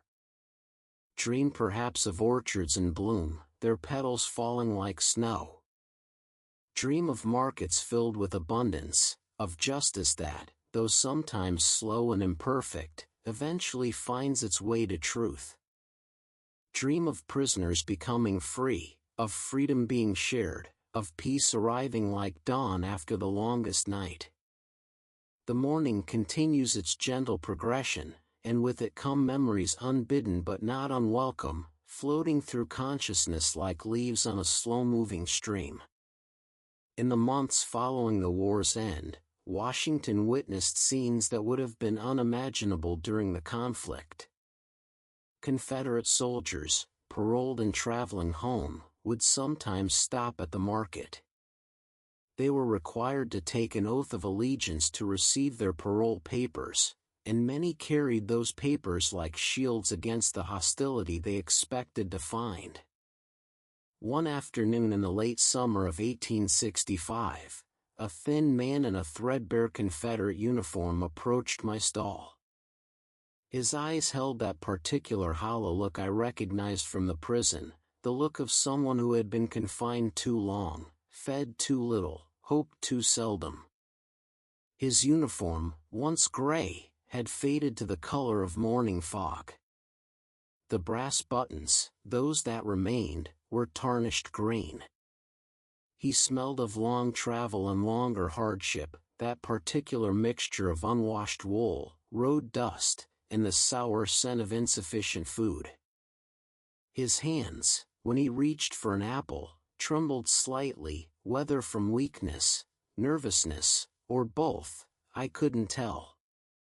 "How much for the apples?" he asked, his accent marking him as from somewhere deep in Virginia or perhaps the Carolinas. I named the price, and saw him calculate against the few coins in his palm. It wasn't enough, not nearly. He started to turn away, defeated by this small final indignity after surviving who knows what greater ones. "Wait," I called out. "These apples here," I indicated a basket of perfectly good fruit that I'd been planning to take home, "they're slightly bruised. Half price." He looked at me, really looked, and I saw recognition dawn. Not of me personally, but of what I was doing. "You've been hungry," he said. It wasn't a question. "I've been a prisoner," I replied simply. "North of here, but prisoner just the same." He nodded slowly, bought his apples, and as he walked away, turned back once. "Thank you," he said, and in those two words was a weight of meaning that no longer narrative could have conveyed. The texture of reconciliation is delicate, like spider silk, strong enough to bridge great divides but so fragile that a careless word or gesture can destroy it. In the market, amid the ordinary business of buying and selling, these small reconciliations happen daily. Former enemies discovering common humanity over the selection of potatoes, the price of onions, the quality of preserved goods. As 1866 arrived and progressed, the city and nation entered what some called Reconstruction, though what exactly was being constructed, or reconstructed, seemed unclear to most of us engaged in the daily business of living. The market became a place where the grand policies debated in Congress translated into human interactions, small negotiations, tentative trust building. Spring rain in Washington has a particular quality, soft and persistent, not the harsh driving storms of summer or the bitter cold rain of winter. It patters on the canvas awnings of the market stalls with a sound like whispered conversations. The smell of wet earth mingles with the green scent of new growth, and puddles form in the worn spots between cobblestones, reflecting the gray sky like broken mirrors. Joseph, my partner in the market business, was navigating his own reconstruction. Freedom meant the right to leave, to seek family, to own property, to marry legally. But it also meant vulnerability, no master to provide food and shelter, however inadequate, no predetermined place in the social order, however low. He was learning to read and write in the evenings, attending a school established by the Freedmen's Bureau in a church basement. The letters danced sometimes, he told me one evening, frustrated with a particularly difficult passage. Just when I think I know them, they rearrange themselves into something else. Like people, Mary observed from where she was preparing vegetables for the next day's restaurant service. Just when you think you know someone, they show you a different side. The sound of Joseph practicing his letters became part of our evening routine, the scratch of chalk on slate, the careful pronunciation of words, the occasional triumphant exclamation when a difficult sentence suddenly made sense. It mingled with the sounds of Mary's cooking, my ledger work, the settling of the building as it cooled from the day's warmth. One of the unexpected consequences of my time in prison was that I became someone people told their stories to. Perhaps it was because I had a story of my own, or perhaps it was simply that standing behind a market stall all day made me available for conversation. Whatever the reason, I heard tales that might otherwise have gone untold. There was Mrs. Henderson, whose son had died in Andersonville, the notorious Confederate prison. She came to the market every Tuesday, buying ingredients for meals she cooked for other mothers who had lost sons. She never spoke of her boy directly, but sometimes, handling a particular vegetable, she would pause and say something like, "William loved sweet potatoes. Could never get enough of them." Grief has its own presence, not a smell exactly, but something you can sense, like humidity before rain. Mrs. Henderson carried it with her, an invisible shawl that she could never quite remove. Her hands, when she counted out coins, moved with the careful deliberation of someone who had learned that life could change in an instant, that nothing should be taken for granted. There was Corporal Fritz Mueller, no relation to the guard from the prison, who had been court-martialed for refusing to burn civilian homes during Sherman's march. He'd served 6 months in military prison, been dishonorably discharged, and now worked as a day laborer when he could find work.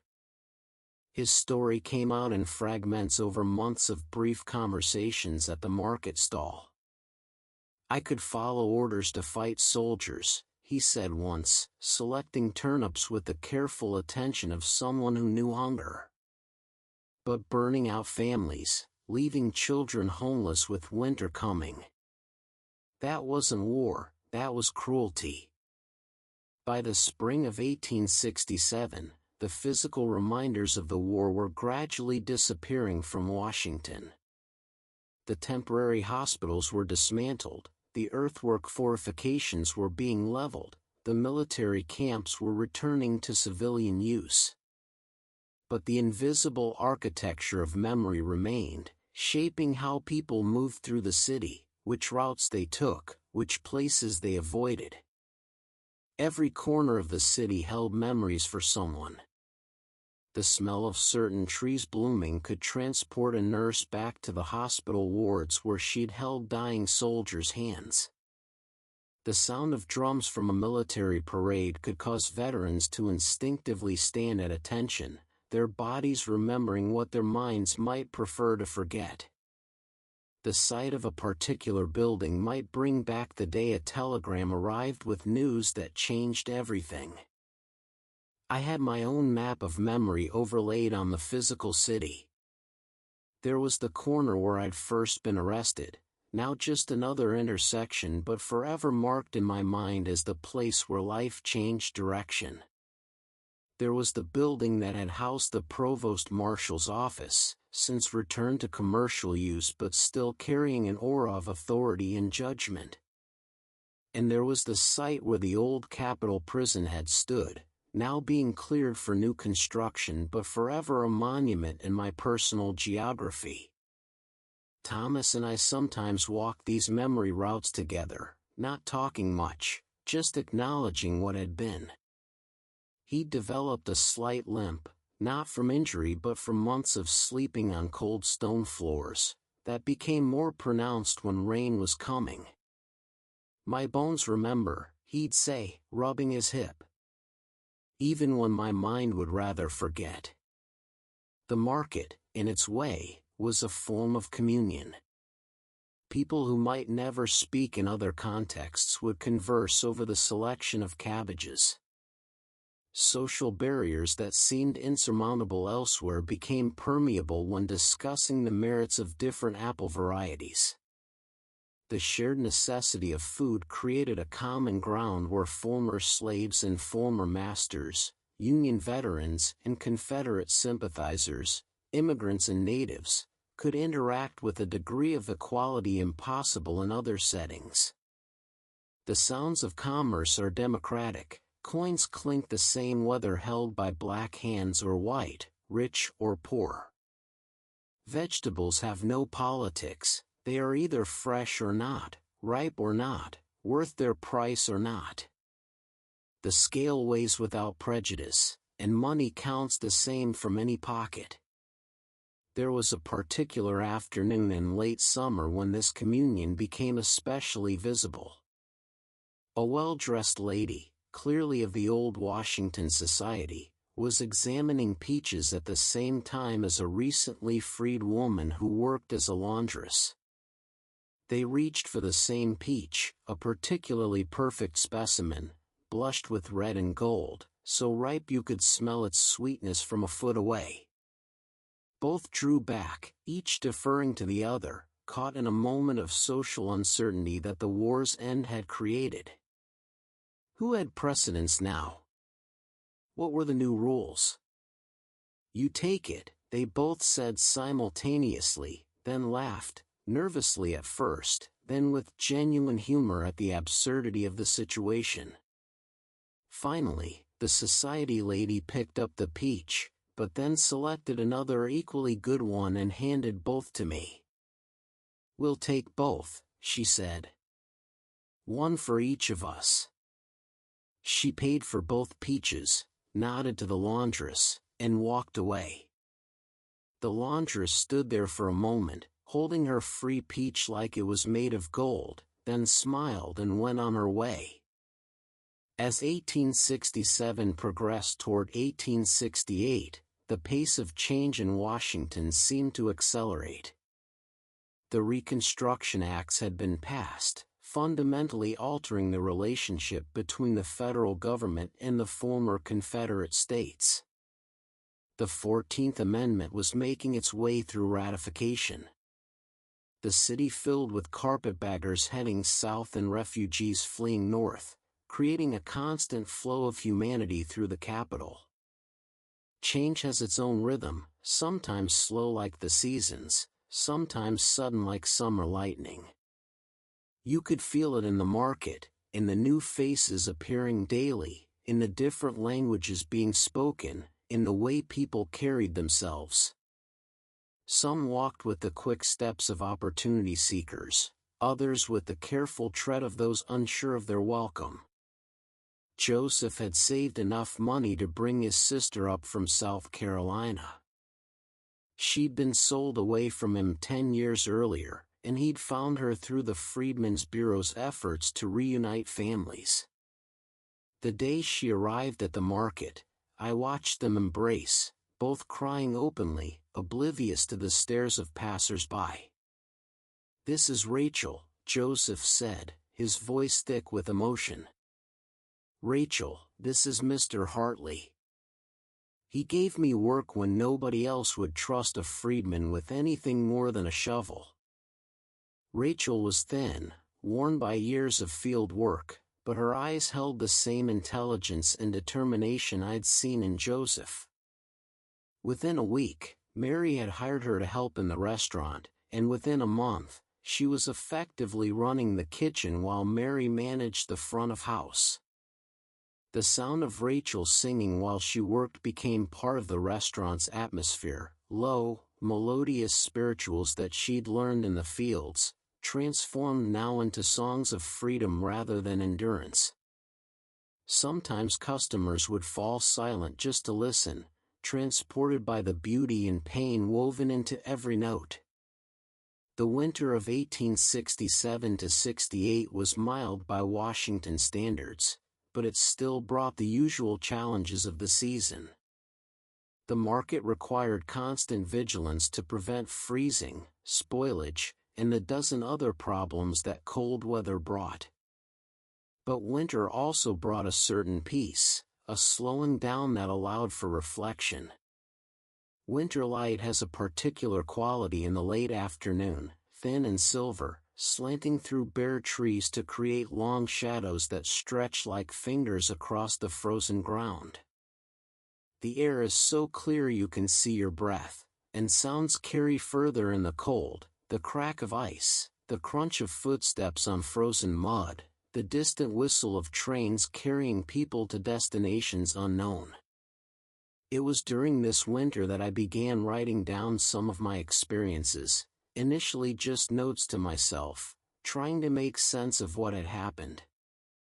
Mary encouraged this, providing me with good paper and ink, clearing a space at our kitchen table where I could work in the evenings.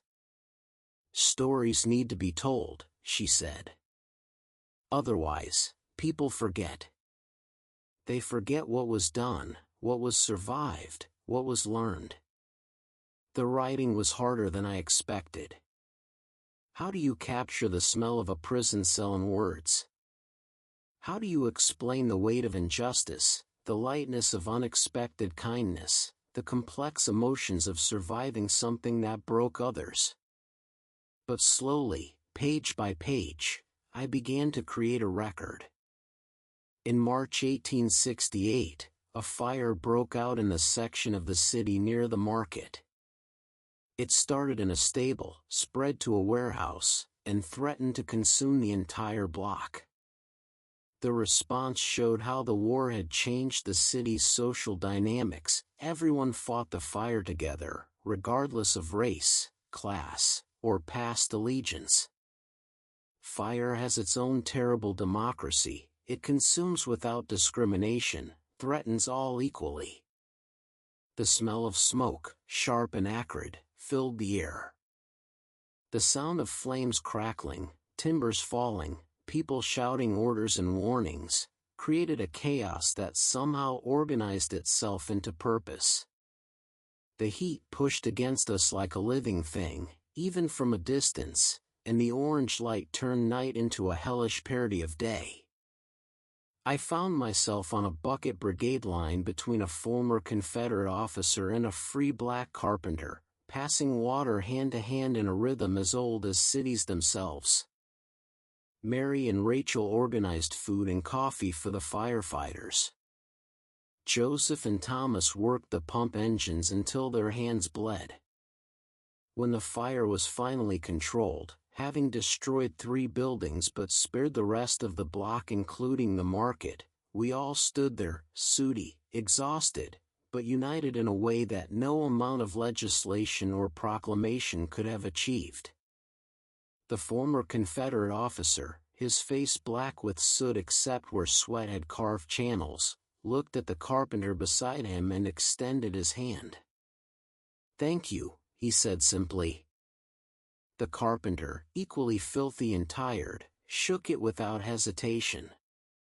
As spring 1868 arrived, the 6th spring since my imprisonment, I found myself taking stock of how far we'd all traveled, not in distance but in understanding. The market thrived. Mary's restaurant had become a gathering place for the neighborhood, and Joseph and Rachel were saving to start their own business, a grocery store in the growing Black community near Howard University. Spring cleaning in the market was a ritual of renewal, scrubbing away winter's grime, repairing winter's damage, preparing for the abundance that warmer weather would bring. The smell of lye soap and vinegar, the sound of brushes scrubbing wood, the sight of clean surfaces emerging from under months of accumulated dirt, all of it felt like possibility, like starting fresh. One morning, while arranging the first strawberries of the season, small, intensely red, perfuming the entire stall with their sweetness, I was surprised by a visitor. It was Lieutenant Davies, the young officer who had served as recorder at my hearing. He was a captain now, but out of uniform, dressed in civilian clothes. "Mr. Hartley," he said, clearly uncertain of his welcome. "I don't know if you remember me." "I remember everyone from those days," I replied, neither welcoming nor hostile, simply factual. "I wanted to tell you," he said, the words coming in a rush, "that yours was the first case I'd recorded, and it troubled me. The evidence was so thin, the injustice so clear. It made me question everything about military justice, about the war, about what we were doing." He went on to tell me that he'd left the military after the war, studied law, and now worked as a defense attorney, specifically taking cases of those wrongfully accused. "Your case changed me," he said. "I wanted you to know that some good came from your suffering." As I near the end of this narrative, the morning has fully bloomed into day. The sounds of the city in full activity create a symphony of life continuing, persisting, thriving despite all obstacles. Somewhere, church bells are ringing the hour. Somewhere, children are playing, their laughter bright as birdsong. Somewhere, someone is making bread, and the smell carries on the breeze like a promise of sustenance and comfort. Looking back now, from the vantage point of 5 years' distance, I see that my time in the old Capitol prison was both an ending and a beginning. It ended my simple life as a fruit picker, that straightforward existence where the biggest questions were about weather and harvest. But it began something else, a life of greater complexity but also greater meaning, deeper suffering but also deeper joy. The prison taught me that justice is not automatic but must be struggled for, that freedom is not permanent but must be constantly maintained, that dignity can survive even the most undignified circumstances. It taught me that we are all capable of both cruelty and kindness, often in the same day, sometimes in the same action. The feel of freedom never gets old, the simple ability to walk where you choose, to open a door and step outside, to make decisions about your own life. Every morning when I wake, there's a moment before full consciousness when I'm not sure where I am. Am I in the prison cell with Thomas snoring nearby? Am I in the boarding house, uncertain and afraid? Or am I here, in my own bed, with Mary beside me and the day ahead full of ordinary possibilities? The relief of realizing I'm here, I'm free, I'm home, never diminishes. We formed a kind of informal society, those of us who had been through the prison. We didn't have meetings or officers or even a name, but we recognized each other, helped each other when we could, and shared an understanding that needed no words. There was a network of us throughout the city now. Thomas managed the boarding house. William Trent, the corporal who'd lost his hand, ran a small printing shop. Frederick Schultz had reopened his bakery, and there was always an extra roll for any former prisoner who stopped by. Even Johnson, the mysterious telegraph operator, would occasionally appear at the market, buy some vegetables, and exchange a knowing nod. We carried invisible marks, we former prisoners. Not scars exactly, though some had those too, but something in the eyes, in the way we valued simple things others took for granted. The way we could spot injustice from a distance, having felt its weight. The way we appreciated doors that opened from the inside, windows that let in light, the ability to walk more than 8 paces without hitting a wall. One summer evening, we found ourselves gathered, not by plan but by coincidence, at Mary's restaurant. The conversation turned, as it sometimes did when we were together, to those who hadn't made it out. The ones who died of fever, of despair, of the simple wearing down that long confinement brings. We raised our glasses of beer, good beer, cold and bitter and free, in silent tribute.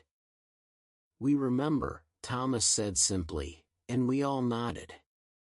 We remembered because someone had to, because forgetting would be a betrayal of what we'd all survived. As autumn 1868 arrived, I found myself thinking often of harvests, not just the literal harvest of apples and vegetables that filled the market stalls, but the metaphorical harvest of experiences, relationships, understanding that we all were gathering. Autumn light has a particular quality that makes everything look valuable. The golden slant of it transforms ordinary objects into treasures. A pile of potatoes becomes sculpture. Water droplets on cabbage leaves become jewels. Even the dust motes floating in the air seem purposeful, dancing their way toward winter. The country was preparing for another presidential election, and the market buzzed with political discussion. Grant versus Seymour, Reconstruction versus Restoration, the future of the freedmen, the meaning of citizenship, all these grand topics were debated over the purchase of carrots and onions. But what struck me most was not the content of these discussions but the fact that they were happening at all. Black men who would vote for the first time, former Confederates arguing politics with former Union soldiers, immigrants adding their perspectives shaped by different histories. The market had become a kind of outdoor parliament where democracy was practiced in its most basic form. Joseph, who had registered to vote, carried his registration certificate with the pride some men reserve for military medals. "This paper says I'm a citizen," he said, showing it to me for perhaps the 10th time. Not property, not 3/5 of a person, but a citizen. The winter of 1868–69 brought unexpected gifts. Mary discovered she was with child, news that filled us both with joy and terror in equal measure. The world still seemed so uncertain, so capable of sudden violence and change. But life insists on continuing, on hoping, on reaching toward the future despite the past. The signs of pregnancy are subtle at first, a certain tiredness, a sensitivity to smells, a glow that seems to come from within. Mary moved through the restaurant with new care, protective of the life growing inside her. The familiar sounds of her cooking took on new meaning. She was nourishing not just customers but our future child. That winter also brought a letter that closed a circle I hadn't even known was still open. It was from the young man whose desertion, or alleged desertion, had started everything. He had survived the war, married, and was now farming in Ohio. He'd heard through Thomas's son, whom he'd met by chance, about where I was and what had happened after his flight. "I know apologies are insufficient," he wrote, "but I offer mine nonetheless. I think of you often, of how my moment of panic changed your life. I hope it has not all been for the worse. Enclosed is a small token of my regret and gratitude for your unwilling sacrifice. The token was a bank draft for $200, a fortune for a small farmer. My first instinct was to return it, but Mary convinced me otherwise. Let him have the peace of making amends, she said. And we can use it to help others who are where you once were. We used the money to establish a small fund for recently released prisoners, providing them with a meal, a night's lodging, and enough money to start looking for work. It wasn't much, but for men stepping out of confinement with nothing, it was everything. Our son was born in May 1869, as spring was turning toward summer. We named him Samuel Jr., though from the start everyone called him Sam. His arrival changed the rhythm of our days, added new sounds to our home, crying, cooing, the particular breathing of an infant that makes every parent check repeatedly that all is well. A baby's presence transforms a space completely. The smell of milk and clean cotton, of the special soap used for delicate skin. The sound of lullabies sung softly in the night, of rocking chairs creaking in rhythm, of the small sounds of satisfaction after feeding. The feel of tiny fingers gripping your own with surprising strength, of soft hair against your cheek, of the weight of complete trust in your arms. The market community embraced Sam as if he were everyone's child. Mrs. Mueller, who had taken over her husband's produce stall after his death, knitted tiny caps and booties. Frederick Schultz brought fresh bread daily, insisting that Mary needed to keep her strength up. Joseph and Rachel, now married themselves, became unofficial aunt and uncle, taking turns holding Sam when Mary and I were both busy with customers. Thomas, gruff Thomas, who'd shared my prison cell, was completely undone by the baby. He would hold Sam with infinite gentleness, his weathered face soft with wonder. "New life," he would say. "After all that death, all that suffering, here's new life starting fresh." And now, dear listener, as this long night's tale draws to its close, let me paint you one final picture. It is evening now, not morning. The market has closed for the day, the restaurant has served its last customer. Mary sits in her rocking chair, Sam sleeping in her arms. I sit at this same table where I began my story, but now I'm not alone with memories but surrounded by the present, by the future. Through our window, I can see the city settling into night. Lamplighters make their rounds, creating pools of yellow light in the darkness. The sound of horses and carriages gradually diminishes, replaced by the quieter sounds of evening, distant music from a tavern, the call of night birds, the whisper of wind through trees that have grown back after being cut for firewood during the war. 5 years ago, I sat in a cell 8 feet by 10 feet, wondering if I would ever be free again, if justice existed, if suffering had any meaning. Now I sit in my own home, surrounded by love, part of a community that has been forged in the fires of war and injustice but has emerged stronger, more compassionate, more understanding. The old Capitol prison is gone, but what it taught remains. We are all prisoners of something: time, circumstance, our own limitations, our histories. But within every prison, there exists the possibility of transformation. Suffering can lead to wisdom, injustice to a passion for justice, confinement to an appreciation of freedom that those who have never lost it cannot fully understand. Let your breathing slow now, matching the rhythm of this peaceful evening. Feel the weight of your own freedom, the simple miracle of being able to choose when to sleep, when to wake, where to go, what to do. These are not small things, they are the foundation of human dignity, and they are yours. Tomorrow, I will wake before dawn and go to the market. I will arrange vegetables and fruits with the same care I once used picking apples in Maryland orchards. I will serve customers, former slaves and former masters, immigrants and natives, those who supported the Union and those who sympathized with the Confederacy. All are equal in their need for sustenance, all are welcome at my stall. Joseph will be there, now a full partner, his ledger-keeping skills far surpassing mine. Rachel will be preparing for the restaurant's lunch service, her singing drifting across the market like a blessing. Thomas will stop by for his morning coffee and complaints about his boarders. Life will continue in its ordinary, extraordinary way. But tonight, in this quiet moment, I want to leave you with this thought. We all serve time in various prisons.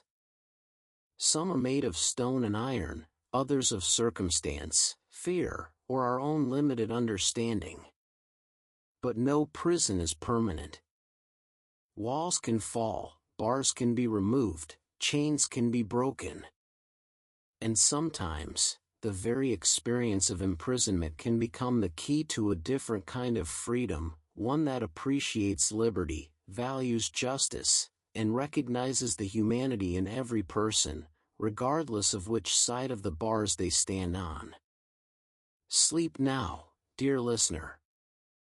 Let the sounds of that long-ago world fade into the whisper of your own breathing. Dream of orchards and markets, of prisons and freedom, of justice delayed but not denied. Dream of ordinary people living through extraordinary times, finding their way through darkness toward light. And when you wake, remember that your own freedom is both a gift and a responsibility, to guard it, to share it, to ensure that the prisons of our making have doors that open from both sides. The candle on my table has burned low, casting dancing shadows on these pages I've filled with remembrance. Sam stirs in his sleep, making those small sounds that babies make when dreaming. What does he dream of, this child who has never known confinement, never felt the weight of chains? May he never need to. Mary is humming softly, a melody I don't recognize, something new, perhaps, or something so old I've forgotten I once knew it. The sound weaves through the evening air like thread through fabric, stitching this moment into the fabric of all moments, this piece into the larger pattern of peace and war, confinement and freedom, suffering and redemption that makes up the human story. And so, as the stars appear one by one in the darkening sky, as the city settles into sleep, as somewhere a night watchman calls the hour and all is well, let this story end where it began, with a simple man sitting in a simple room, grateful for the complex journey that brought him here. Close your eyes. Rest. Dream. Be free. The morning mist will rise again tomorrow from the Potomac, carrying its stories and secrets. The market will fill with voices and vegetables, commerce and community. Somewhere, someone will be released from their own prison, blinking in the sudden light of freedom. Somewhere, someone will discover that survival is possible, that justice, though slow, is not dead, that kindness can bloom even in the hardest ground. Sleep peacefully, dear listener. You have traveled far tonight, through time and memory, through suffering and redemption. Rest now in the knowledge that stories like these, of ordinary people enduring, surviving, and ultimately thriving, are the true history of our nation, written not in grand proclamations but in small acts of courage, compassion, and hope. The fruit picker's tale is told. The prison doors are open. You are free to dream.